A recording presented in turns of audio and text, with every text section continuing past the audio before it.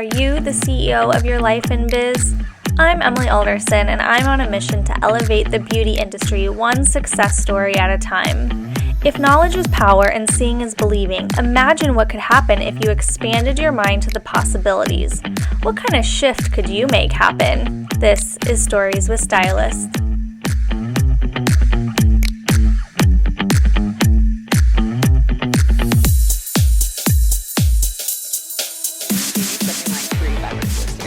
I also have multiple beverages. Bubbly water. Yeah, I always have all the things. Okay.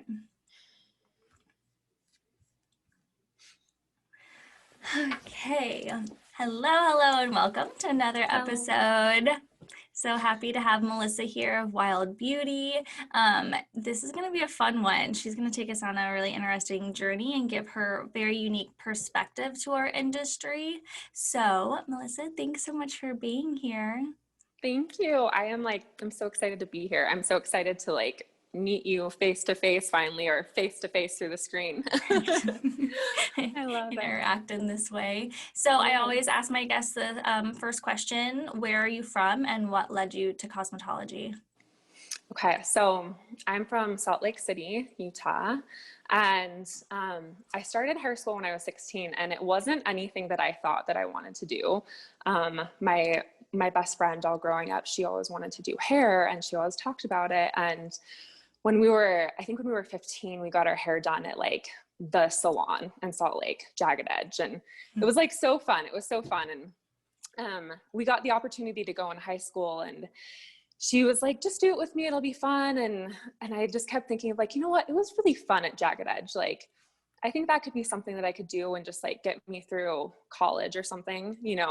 I was always more interested in I thought I'd be a nutritionist or a personal trainer. I was more interested in the body, but when I started doing it, I just was kind of naturally good at it. And then I ended up working at Jagged Edge, and they just became my family at the time, and just sort of stayed in it. And here I am 16 years later. So Amazing.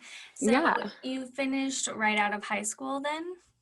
Yeah, I actually finished before I would have graduated. I graduated a little bit early and finished high school around that same time. And so then you went when I was 18. Straight into Jagged Edge. Were you assisting, or what did life look like post you got your license? Now what?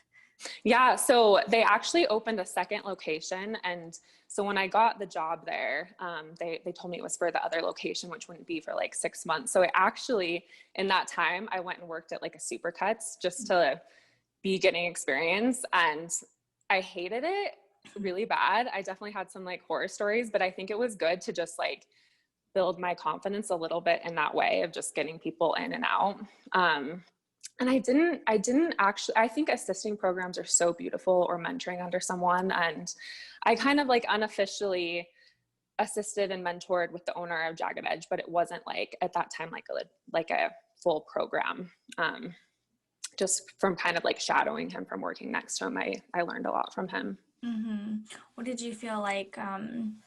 Did you feel drawn in any way to a particular aspect in the industry, like cutting or coloring, or I like what they're doing over here?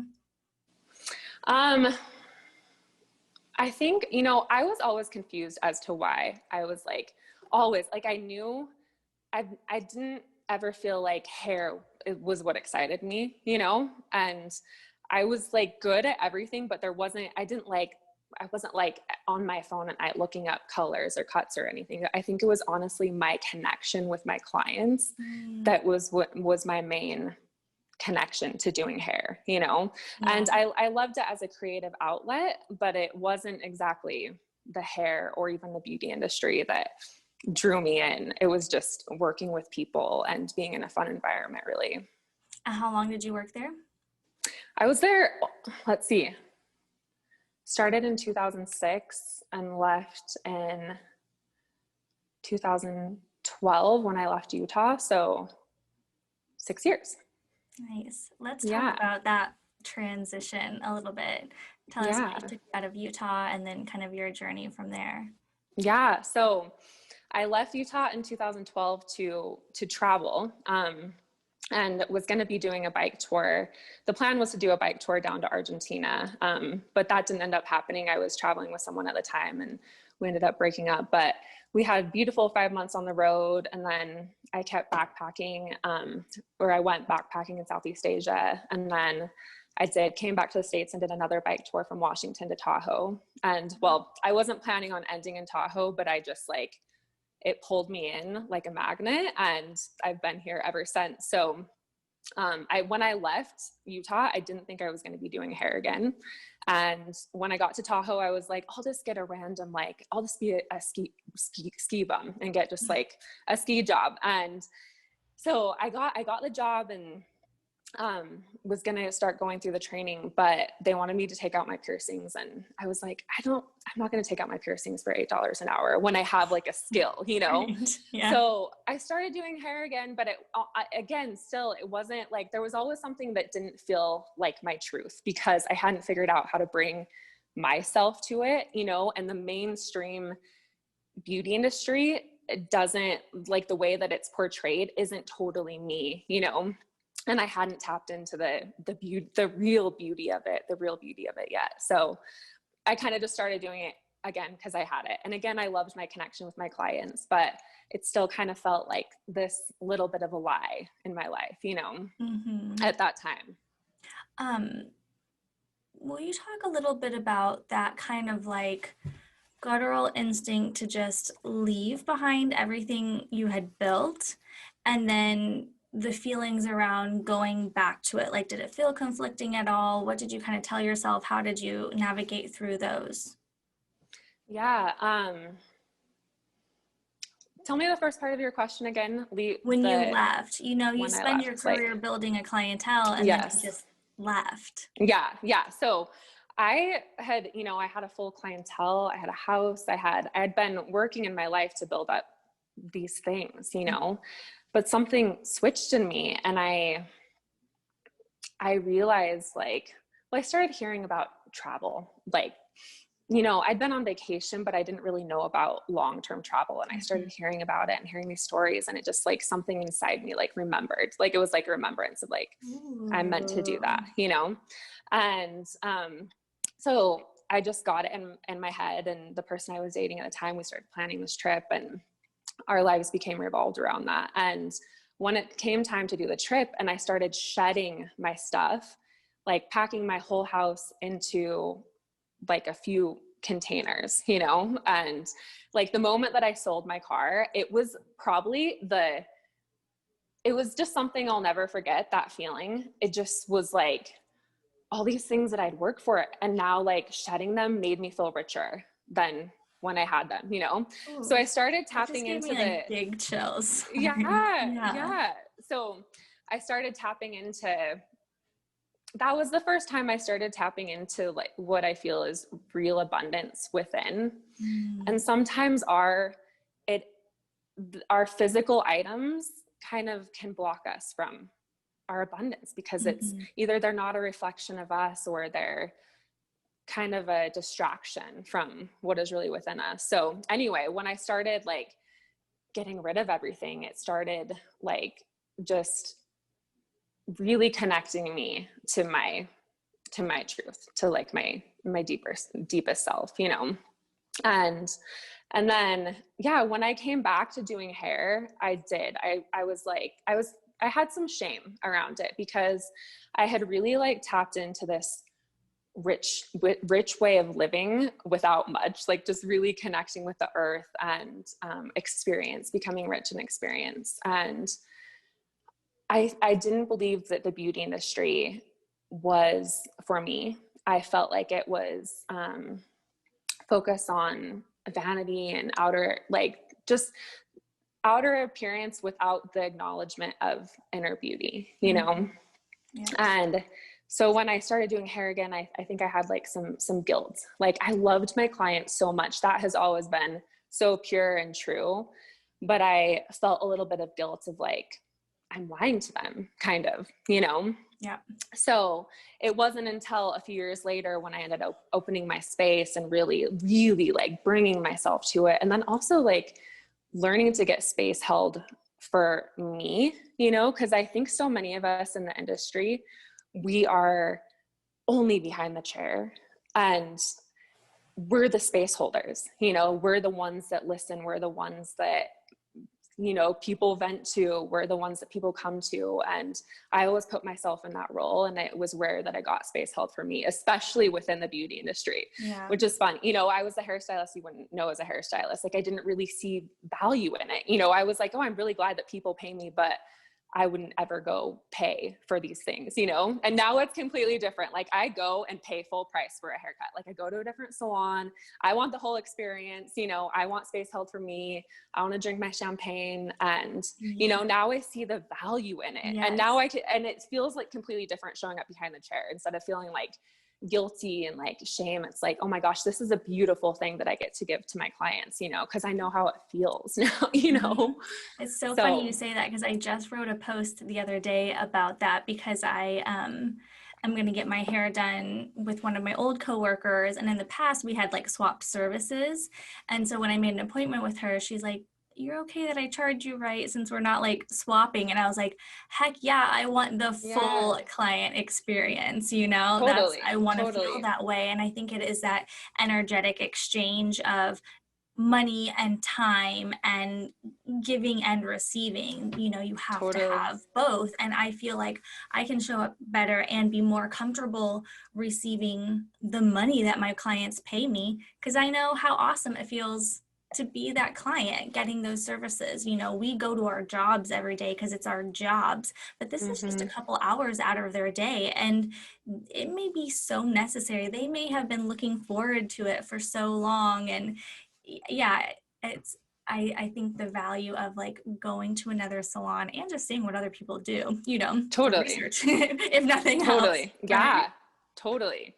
Yeah, I think it's so big. Like I love paying for it. Like I do. Like I love giving my money and being like, I earn this money and I'm happily giving it to you, and I love this experience, and yeah, I get so much out of it. So I love offering that to my clients. I love giving them an experience, you know, because I do know that it is like, they're not in here every day, and I want them to feel like, really feel it when they're here. Yeah. So yeah. When did you decide to open up your own space, and how did you work through that? So let me think of what year. So I arrived in Tahoe in 2013, and I think, let's see, I think in 2016 is when I decided to open my space. I was actually on another little bike tour, just on the coast, and you know, you have a lot of time in your head sitting on your bike for 8 hours a day, you know, and something just came to me, and it was like, you need to open your own space. You need to open your own space. And I was like, what? Like, you know, I had no plans of doing that. And it was originally, when I came back, I was like, okay, I'm going to do it. And I started talking to a few other people, and the concept was going to be different. And I wasn't even actually going to be doing hair. But then they like backed out, and I was like, okay, like, I'm in this, I'm invested, you know, so I guess I'm just going to do what I know and do hair. But it's interesting because now I feel like for the first time I could like write a business plan, but I didn't open my business even knowing what it was supposed to be. I just opened it and was like, I know I'm supposed to be doing this. You know, I really feel that we remember in our souls what we're supposed to do. And when we, you know, we get little breadcrumbs, we get little clues, and I just remembered that I was supposed to open this, but I didn't know you know, I was shown it in the way that my brain could comprehend at the time, but it's changed, and I've had to, you know, follow the breadcrumbs. And now I feel like, okay, I actually feel like I know what this space is for. And it took a kind of a lot of trial and error, but it feels so good to feel like I followed my soul. Like I didn't just go out and do something that other people were doing or whatever. Like I just followed my soul every step of the way. And I feel like my vision and, you know, my, just the vibe here became more clear and more clear and more clear. So, what's your human design? Do you know? I am a generator. What are you? Manifesting generator. Manifesting generator. Yeah. So generator is like, what did you think I was? I was just Did you curious. have an idea? No. Okay. No, I mean, no, because I always feel like you think you could know, but a lot of times people live outside of their design, and then that's where they kind of like hit burnout and stuff because they're not like Yeah. living their design. But generator Yeah. is like long term, so like you have like this full vision, for what it is, and now it's coming to fruition, which is really Yeah, cool. totally. Yeah. And I think that like for like I'm doing hair in a very aligned way right now. But when I was just showing up at a salon that, I've always worked at amazing salons, but when I was here in Tahoe, the ones I worked at in the beginning, like they were great, but it wasn't aligned with me. And I didn't, something just felt off. I had to come and create my own thing for it to be aligned. But when I was doing hair in those spaces, and just me not knowing how to bring my full self to it yet, I did feel out of alignment with my design. I wasn't listening to my Yeah. So yeah, I feel like following even before I knew about human design, I feel like I've ever since I traveled and like lived on the road, I feel like I started following my design even before I knew it, and really listening to that. Yeah. And I didn't always listen, but when I did, I knew.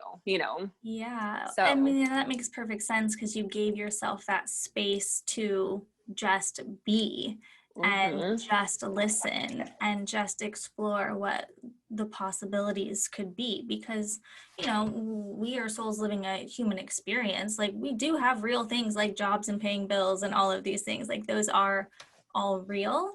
But yeah, we get these little nudges, and I love how you say like following the breadcrumbs because yeah, sometimes you just have to try. We're not getting these little nudges for no reason. Totally. And sometimes I think we can get this idea of where we think the breadcrumbs are leading us, and it ends up being this totally different direction. I think our breadcrumbs are leading us to our next step. So I think Mhm. like not being too attached to outcomes is great. I think Yeah. seeing things through, but also being willing to course correct when your Mhm. breadcrumbs lead you a different place than you thought they were going to. Mhm. So Yeah, because it's not always like it may not be what you want or expect, but it's a necessary part of the journey, yeah, I think. Yeah.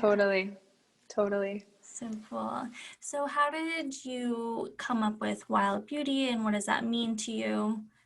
Yeah. So my space is called Rome Wild, and that is it just came through so strongly to me that was what it's supposed to be. And here, I'll show you the logo. I have it on my little mug here. Yeah. Um, so Rome Wild, and like what this represented is essentially the same as Wild Beauty, but like living from our core essence here, which is the sun, and letting that radiate out into the world. And so yeah, just going through our roaming wild through our life, in that place of being connected to our authentic essence. Like I said, when I came up with Rome, I didn't know all the what this is supposed to be, because I'm actually going in a different direction. Like, I'm still doing hair out of here, but I'm converting the front into more of a retail experience, catered to clean beauty, sacred self-care, and just beauty inspired by the elements.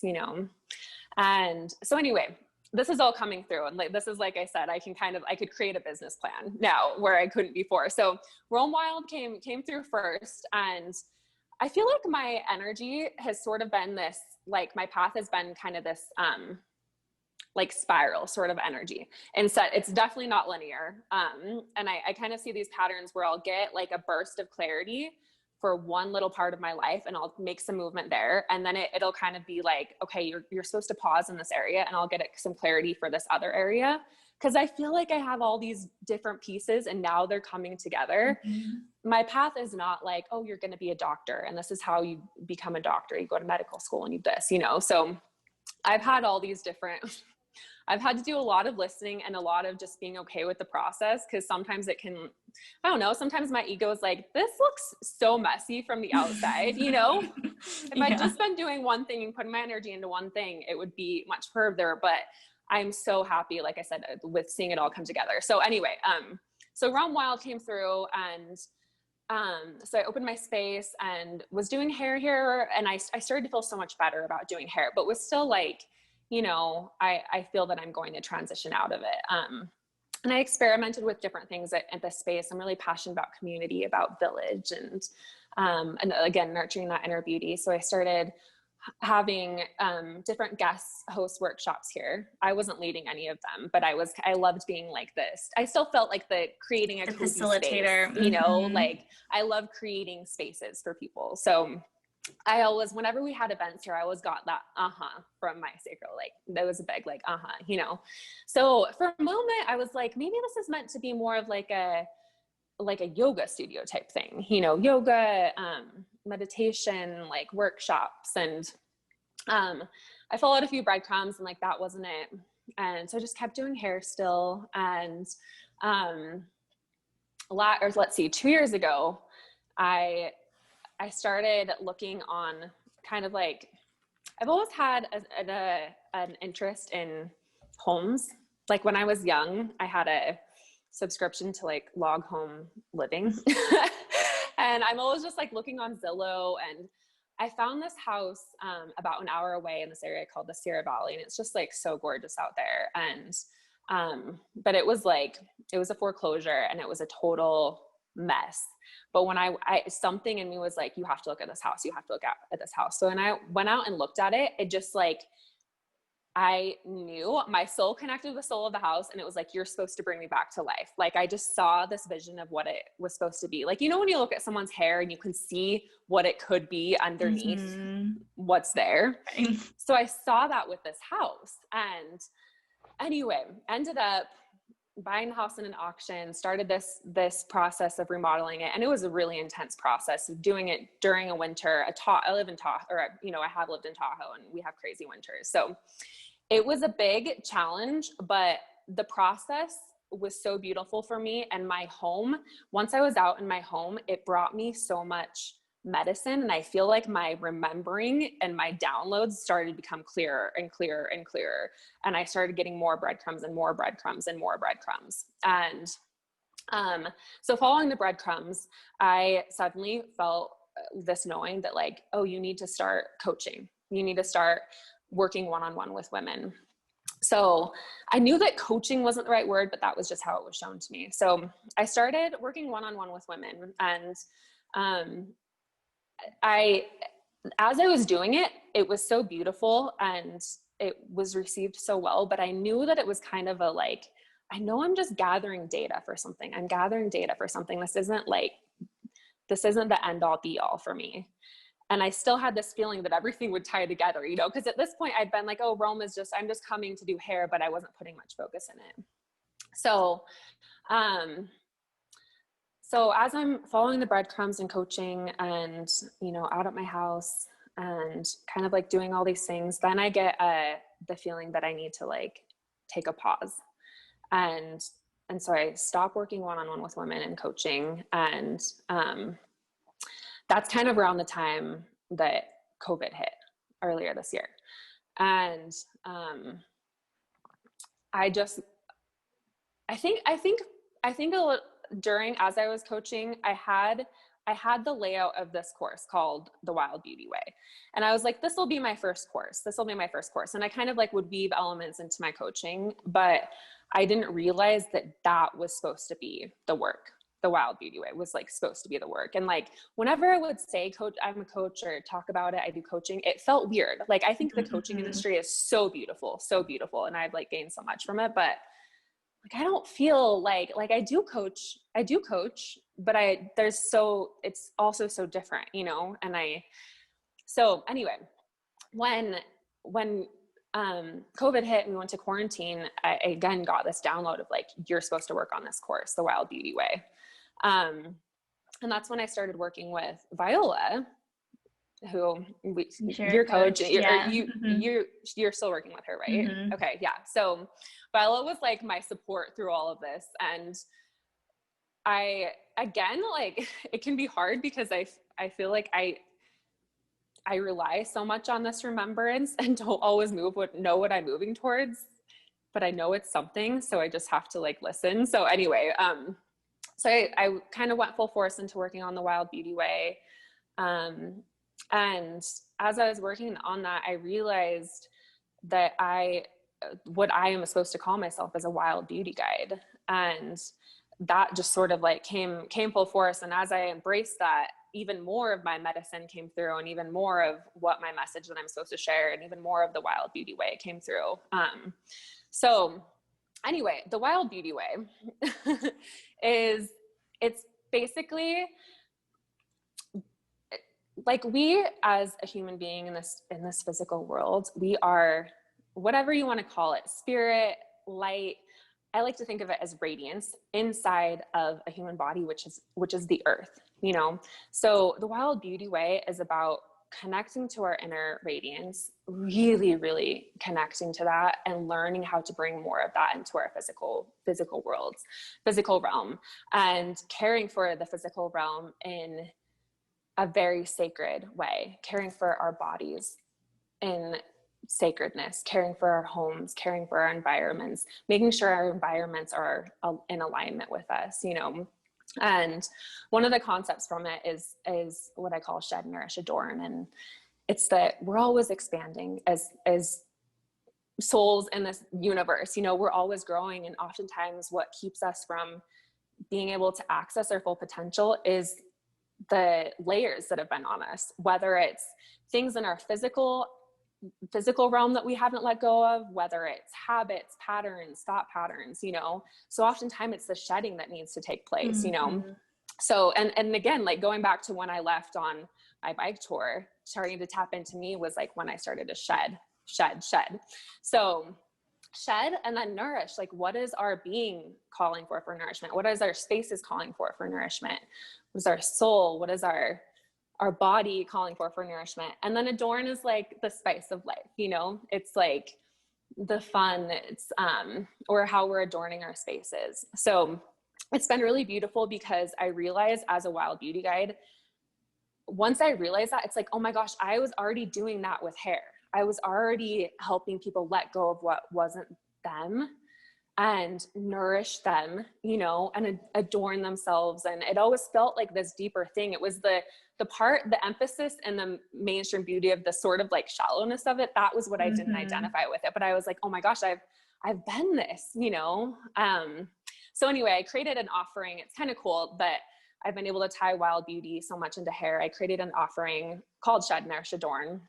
And it's like, basically I give my client some prompts the night before, some journal prompts on that shed. What are you feeling you want to shed, nourish, adorn? And the haircut is like an opportunity to be like an anchor into that, like a physical representation of that, and a chance to just bring more of your spirit to it and be really present. And I turn off all the lights and put on candles, and we have, they if they want to share what they journaled, they share with me. And I take them on a journey where I drum and sing medicine songs, and it's just so beautiful. It's one of those things. It's one of those things that when you do something and you just feel like source is coming through you, or it just is like, it just feels so magic. And I can't even put it into words. And then we have a hair brushing session. Like, it's a lot of emphasis on learning how to be, you know. I think we get focused so much on doing, but when we return to being, that's when we remember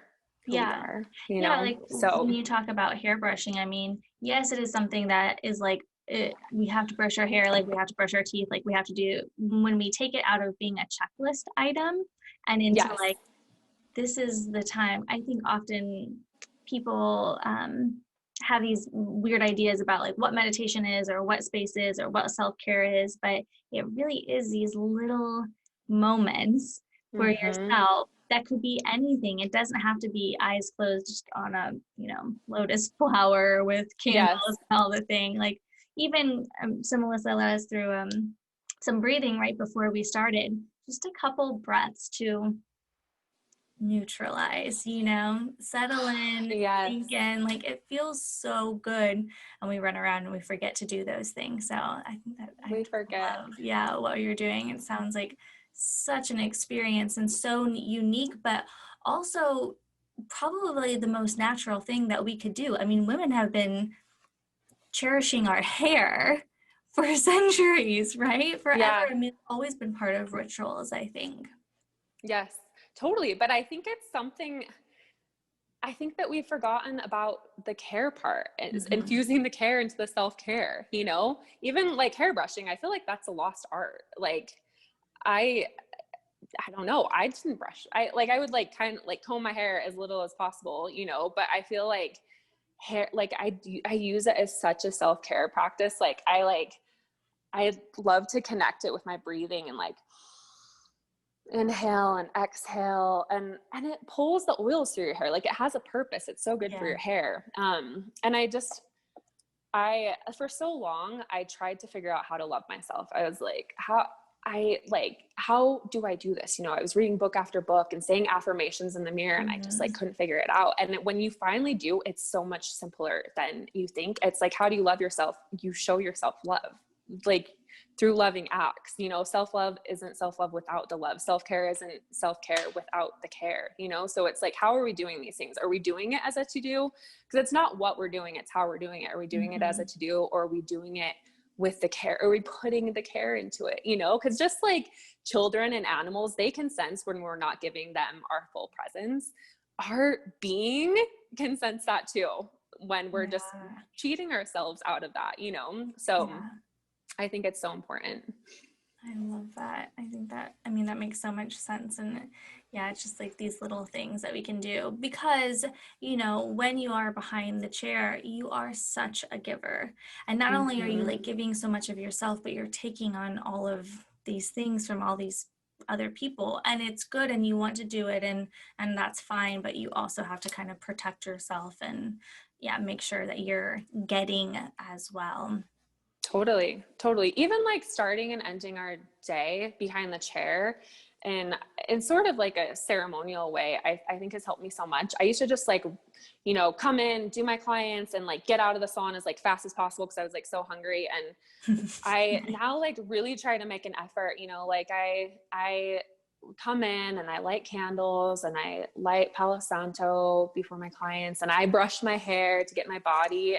And then at the end of the night, I do that same thing. I make sure that I'm like winding down and closing out the day to really close that so I can leave that here and be like, okay, now I'm going out into the rest of my life and thank you day. You know, I just think Yeah. it's really important to take our breaths and be, and yeah, have our moments. Cool. So, what is next for you? What is next for me? So I feel like I have like like I said, like yeah, now that I feel like I could write this business plan, I feel like all these different elements of that seem so separate in my life, they're coming together. And but my hub is Rome. Is and I was gonna do it last summer, expand my retail, but because of I closed, you know, due to COVID. The plan is now next summer. So my focus right now, my main focus is getting that going. I'm still working on getting the Wyld Beauty Way into an online portal, but I don't know if I'm going to put it out that way first through an online portal, or I'm definitely going to have in person workshops here when it seems like a better time for Mhm. gathering in the world. So my long-term vision and plan is Rome is meant to be a gathering space. Like it's so special. And when there's community here, like you can just like feel it. So I want to host monthly, seasonally workshops here with the theme of the Wyld Beauty Way, and then have guests in here.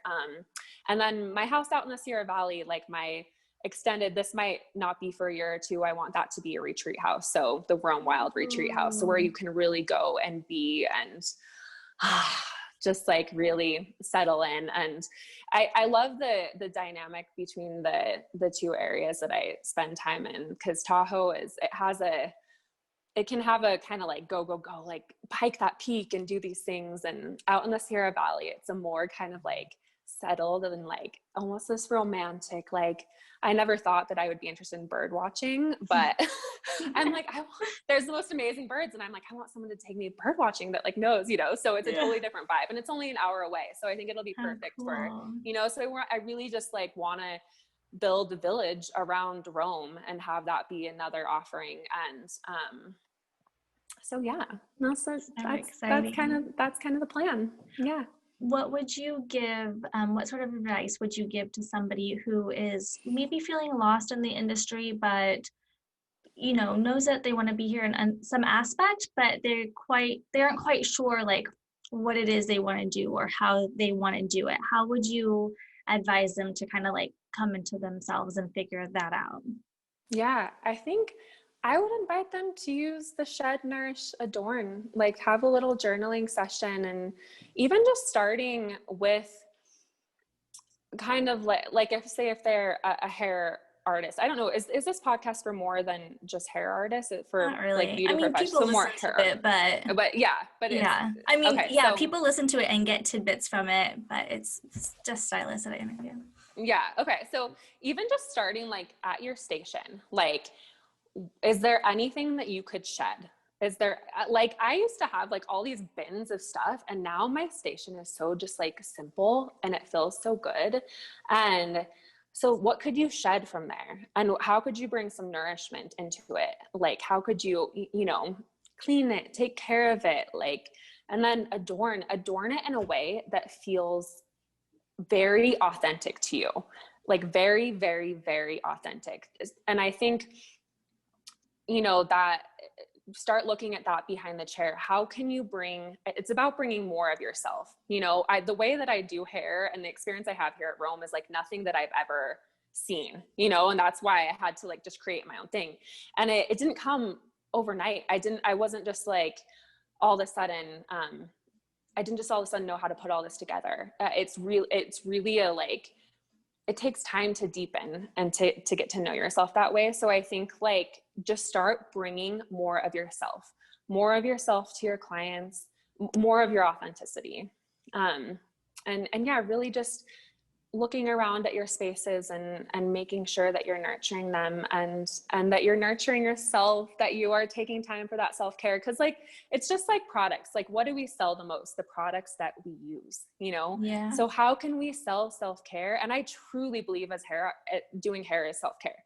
I really, really, really do.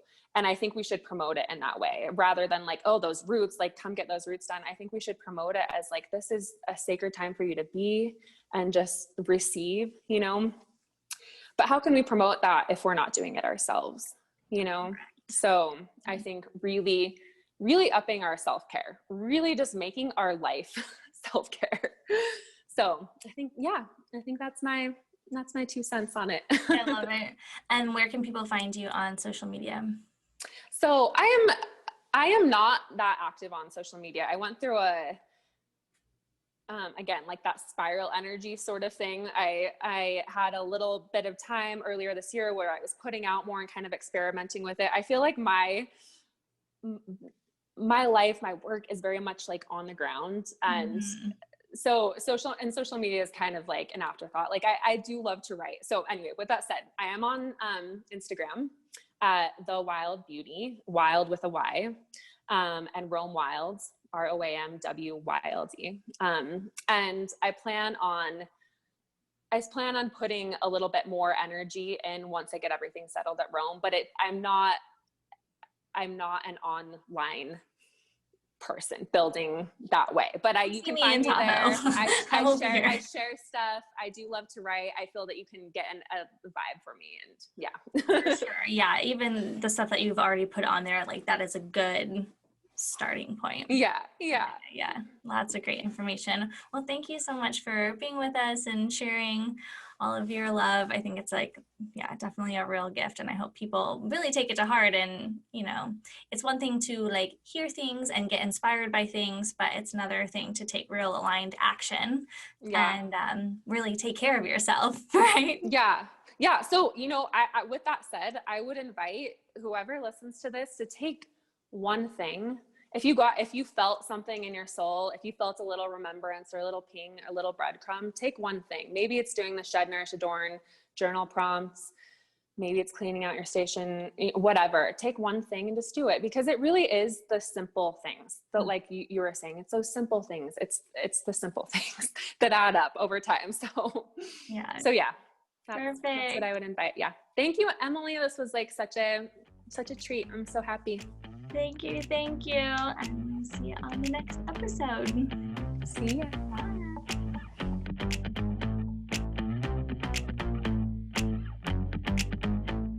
Thank you so much for tuning into this episode. If you liked it, and I know you did, please don't forget to leave a 5-star review. I love hearing from other stylists, so take a screenshot of the episode and tag me in it at Mindful Hair by Emily. If you have a story to share and would like to be on a future episode, please don't hesitate to reach out. I'd love to hear from you. We'll see you guys next Monday with more Stories with Stylists.